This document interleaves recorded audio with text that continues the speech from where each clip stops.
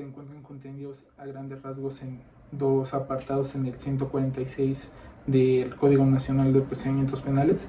En el primero básicamente se detalla que cuando se percatan de la comisión de un hecho delictivo inmediatamente es detenido, y en el segundo nos habla de que es detenido de manera posterior, y este cuenta con el inciso A y el inciso B. En el inciso A es cuando es perseguido y detenido de manera ininterrumpida de manera posterior a la comisión de un hecho delictivo, y en el segundo es cuando, de acuerdo a personas, se detiene al presunto autor de un hecho delictivo que tenga a su posición evidencia, armas, indicios que pueden acreditar que probablemente cometió ese hecho delictivo.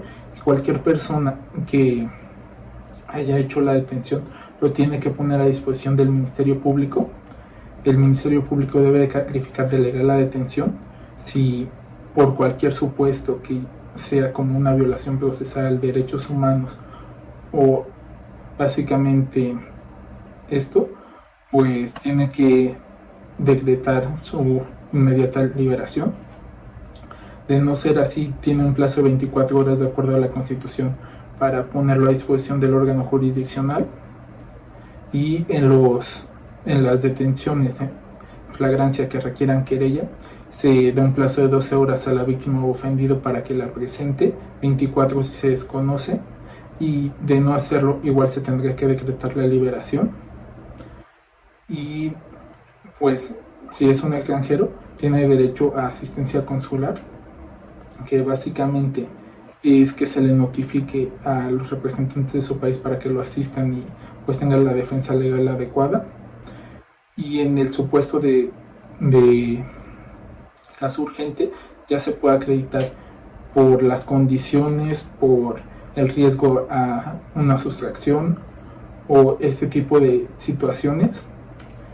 Y básicamente los derechos que le asisten al detenido lo pueden ser que se comunique con alguien para informar de su situación, que se comunique con su defensor, que tenga una celda con condiciones dignas, que básicamente pueda tener atención clínica de requerirlo y que no se encuentre desnudo y de estarlo, que se le proporcionen las prendas necesarias para que no lo esté.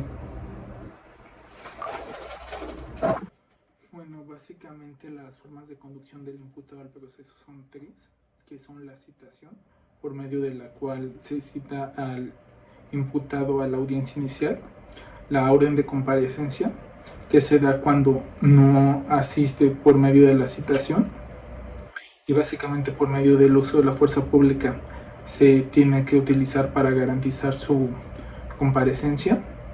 Y la tercera, que es la orden de aprehensión, que esta generalmente se da cuando hay algún tipo de necesidad de cautela o riesgo de sustracción, cuando una persona se ausenta a algún lugar sin causa justificable o que básicamente se da la fuga. Otro que también, otro elemento vendría a ser que básicamente el Ministerio Público tiene que hacer una clasificación jurídica con todos los elementos que debe de contener, y básicamente cuando se solicita una orden de comparecencia o orden de aprehensión, el juez resuelve en 24 horas. Más adelante está, de ser así, el desistimiento de la acción penal, que se realiza por medio del Ministerio Público, quien se lo hace saber a su superior, y en caso de proceder se realiza, aunque generalmente no se da, casi nunca se da. Y ya una vez que se tiene la orden de aprehensión, el Ministerio Público la ejecuta por medio de la policía, quien una vez realizada le tiene que notificar al Ministerio Público para que por medio de formulación de acusación de inicio a la audiencia inicial. Y básicamente eso es lo que vendrá siendo esta parte. Bueno, pues básicamente la siguiente parte ya es la etapa de investigación inicial y los actos de investigación, los cuales se inician con denuncia o querella o requisito equivalente de la parte que sea víctima o ofendido, o en caso de que haya algún delito oficioso, con el conocimiento de ese se debe de llevar a cabo. Y básicamente la denuncia se presenta con varios requisitos, puede ser escrito, puede ser oral. Entre los requisitos que se haya de la denuncia escrita lo son el domicilio, el nombre de la persona denunciante, los actos, en general todo lo que engloba este proceso. Y pues básicamente las autoridades que realizan los actos de investigación, ya sean policía o ministerio público, tienen que llevar a cabo una serie de principios, como lo pueden ser la legalidad, la honradez, la lealtad, la eficiencia, que básicamente no se den ningún supuesto que atente contra los derechos humanos. Y toda persona que tenga conocimiento de un hecho delictivo tiene el deber de notificarlo al Ministerio Público. También, básicamente, toda la persona que tenga conocimiento tiene que suministrar la información. Y en general, o a grandes rasgos, el propósito de esta etapa de investigación inicial es que se reúnan los datos de prueba o que se esclarezcan los hechos para lo que respecta al hecho delictivo. Y básicamente ya más adelante en los registros de investigación que se lleva a cabo por la policía o el Ministerio Público se llevan a cabo de manera individual, en donde los que participan los firman para tener como un mayor control de todo el proceso. Y ya más adelante quienes tienen acceso solamente a esto son las partes, ya sea víctima o ofendido y el imputado. En la audiencia inicial puede tener acceso a ellos la víctima o ofendido, y en caso de que se requiera que se limite el acceso, ya sea por distintos supuestos, como lo puede ser que para evitar daños a la víctima o ofendido, o para evitar que se altere algún hecho, se le puede solicitar al juez, quien ya decidirá acerca de esto. Y básicamente eso es lo que vendrá a englobar esta etapa de investigación inicial y los actos de investigación. Bueno, para continuar está la etapa inicial o juicio inicial, donde básicamente se le hacen conocer al imputado sus derechos y en el control de la legalidad de la detención. El juez le hace conocer esto si no los sabía, y también se verifica si la detención estuvo ajustada a derecho o no.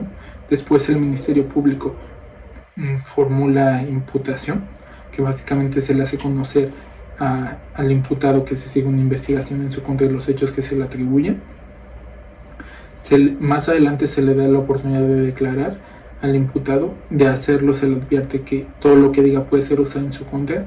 De no hacerlo, pues está en su derecho. Y después se resuelve sobre el auto de vinculación al proceso, donde básicamente el imputado puede pedir el diferimiento por hasta 144 horas o 72, dependiendo del caso. Una vez ya se haya deliberado sobre el auto de vinculación al proceso, con todos los hechos que se tienen que analizar, el juez tiene un plazo de hasta 2 horas para resolver en casos de extrema complejidad. El auto de vinculación al proceso básicamente establece los hechos sobre los que se debe continuar el procedimiento y el hecho delictivo. En lo que respecta a la investigación complementaria, el juez básicamente determinará el plazo dependiendo. Es máximo 2 meses cuando la pena de prisión sea de 2 años como máximo, y de 6 cuando rebase este plazo. Y de esta forma, si se dio un periodo, el Ministerio Público puede pedir que se aumente la prórroga de este término, siempre que no rebase la máxima que esté contemplada, como dije anteriormente, como la finalidad de cerrar esta investigación. Y ya para finalizar, la investigación complementaria puede dar lugar a varios supuestos, como lo son el sobreseimiento total o parcial, dependiendo del caso, la suspensión del proceso, o que básicamente se formula acusación. Bueno, básicamente la etapa intermedia, o si lo que vendrá siendo esta parte, comprende de una parte escrita y una parte oral. La finalidad principal es la depuración de pruebas y de hechos y la presentación de los mismos. Básicamente esta tiene lugar después de que se formó la acusación por parte del Ministerio Público, una vez concluida la etapa de investigación complementaria, y esta acusación se deberá notificar por parte del juez que la manda hacer esta notificación en un plazo de un día a las partes. Después tenemos lo que vendría siendo los descubrimientos probatorios, que básicamente es que las partes hagan del conocimiento de manera recíproca lo que vendrán siendo sus datos de prueba, y se puede dar la coadyuvancia de parte de la víctima u ofendido con el Ministerio Público, pudiendo señalarles todo lo que vendrían siendo vicios, ofrecer medios de prueba, o básicamente referirse a lo que vendrá siendo la cuantía o la reparación del daño. Esto es en un plazo de 3 días. Después de que termine este plazo, en un término de 10 días, la parte defensora puede señalar vicios, ofrecer medios de prueba, entre otros, y en esta parte se parece a lo que puede hacer la víctima o ofendido en coadyuvancia. Más adelante, en la citación a audiencia se den un plazo de 30 a máximo 40 días, en donde pues puede diferir hasta por un término máximo de 10 días de ser necesario, y ya más adelante el juez, en su calidad, delibera, resuelve acerca de las pruebas presentadas y puede determinar si son sobreabundantes, si son impertinentes o son innecesarias, de acuerdo a los hechos que se presentan en torno a las mismas. También puede decretarlas nulas en caso de haberse obtenido como por fruto del árbol prohibido, o que al final de cuentas se violaron derechos fundamentales. Ya más adelante se decreta el auto de apertura a juicio, en donde básicamente se realiza la individualización del acusado, básicamente todos los hechos y entre otros requisitos, y en un término de 5 días se le manda al tribunal que es competente. Bueno, la siguiente etapa es la de juicio oral, una de las más importantes, donde se tratan cuestiones más, de las más esenciales de todo el proceso, y básicamente se basa en la acusación y se basa en principios como lo son la inmediación, la contradicción, la continuidad, la igualdad y la publicidad. Y esta se puede suspender hasta por un plazo máximo de 10 días. Si se excede y llega al 11º, se decreta como interrumpido y básicamente se tiene que reiniciar. Todas las resoluciones deben de ser de manera oral de parte del tribunal de enjuiciamiento y tienen que estar fundadas y motivadas. También durante todo el juicio se tiene que mantener por parte del juez un ambiente de respeto, donde para conseguir esto puede utilizar distintas formas, como lo puede ser el arresto, la multa, el apercibimiento, el desalojo o, en llegado caso, la suspensión completa de el juicio hasta que se den las condiciones necesarias para que se pueda retomar. Las pruebas que pueden ser presentadas, mientras sean legales, se tiene bastante libertad en este aspecto, y básicamente tienen el deber de testificar todas las personas que han sido citadas y conducirse bajo potestad de decir verdad y de lo que conoce de los hechos que transcurrieron. básicamente se puede abstener una persona por cuestiones de parentesco o afinidad, o también por cuestiones éticas, religiosas, morales, laborales, entre otras. Entre los interrogatorios que se hacen a las personas corresponde una dinámica de preguntas y respuestas, donde básicamente se pueden hacer objeciones si la pregunta resulta inadecuada en varios aspectos. También se puede tratar al testigo como hostil si demuestra una actitud que evoca este mismo sentido. Y pues al final de cuentas ya se pueden, bueno, al inicio se formulan alegatos iniciales en el orden del Ministerio Público, víctima o ofendido y defensa, y se concluyen con alegatos finales en este mismo orden. Ya para concluir, pues se pronuncia una sentencia, la cual puede ser condenatoria o absolutoria, la cual deberá estar fundada y motivada. Se hace también de manera oral, y para pronunciarse sobre la misma se tiene un plazo de 24 horas. Y en caso de ser condenatoria se tiene un periodo de hasta 5 días para que se realice la individualización de las penas y sanciones. Bueno, ya en lo que respecta a los recursos, hay dos a grandes rasgos, que es el de apelación y el de revocación. El de apelación se hace inmediatamente después de que se pronuncie una resolución que se pretende apelar. El plazo es de 3 días en contra de una resolución dictada, ya sea un auto u otra providencia, y es de 5 si se trata de sentencia definitiva. Y en el caso de un recurso de apelación, en lo que respecta al desistimiento de la acción penal después de que surte efecto, son 3 días, y en contra de sentencias definitivas por tribunales de enjuiciamiento son 10 días después de surtir los efectos.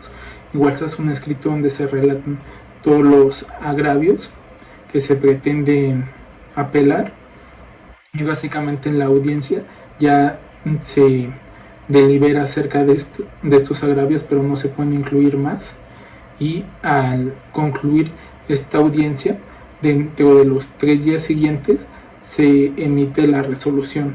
La sentencia básicamente tiene efectos de modificar, revocar o confirmar esta resolución que se pretendía apelar.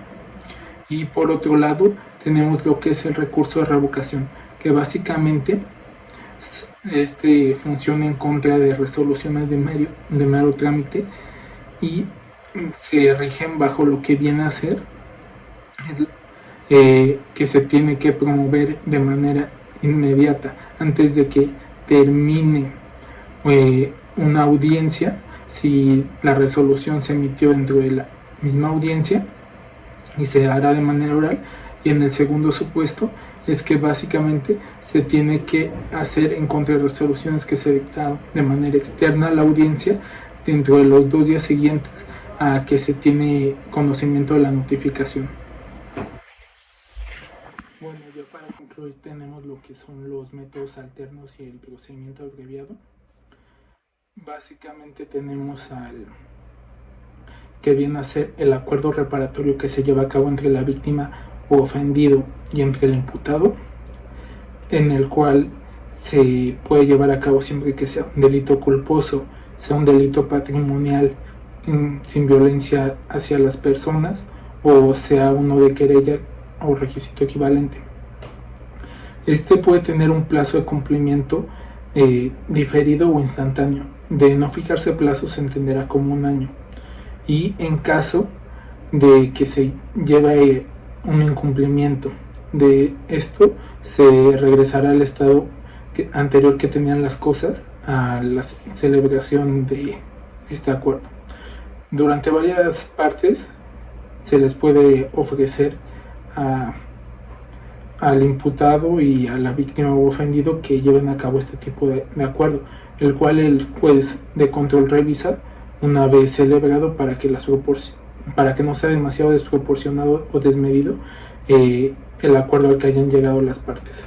El siguiente que tenemos es la suspensión condicional, que esta se da mediante la reparación del daño y el sometimiento del imputado a una o varias medidas.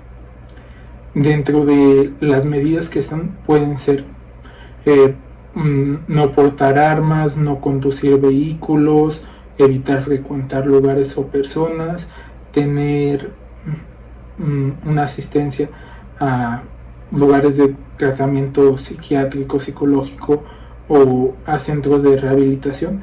En sí depende en gran medida del delito, porque viene en sí esta parte ligada. Aquí no tiene que haber oposición de la víctima o ofendido en lo que respecta a la reparación del daño. Se tiene que dar por un delito cuya media aritmética no sea mayor a 5 años. Y básicamente, si el imputado deja de cumplir, el monto que haya pagado a la víctima o ofendido se tomará como para reparar daño, y se exceptúa del cumplimiento cuando una persona no está, pues no se encuentra en libertad por algún otro procedimiento que tenga en su contra. Y básicamente no puede darse si se llevó a cabo este tipo de suspensión condicional por un delito en caso de incumplimiento en 5 años y de su cumplimiento en 2. Ya para finalizar, tenemos lo que viene a ser el procedimiento abreviado, el cual se solicita por el agente del Ministerio Público. No debe de haber oposición fundada de la víctima o ofendido, igual en lo que respecta al aspecto que se dijo anteriormente. Y básicamente aquí el imputado tiene que reconocer que sabía de su derecho a tener un juicio, y básicamente renuncia al mismo, entiende los alcances de su decisión, entiende que renuncia a este juicio, entiende que acepta su responsabilidad y asume las consecuencias del delito. Al igual que los anteriores, se da hasta antes de la apertura a juicio. Y pues básicamente aquí, dependiendo del hecho delictivo, si es culposo, puede ser hasta una pena de 1/3 de la mitad de la mínima, y en caso de ser doloso puede ser 1/3 de la mínima. Y básicamente, ya después de que se lleva a cabo el debate y emite sentencia el juez, aquí básicamente no puede imponer una pena mayor a la acordada entre el Ministerio Público y el imputado.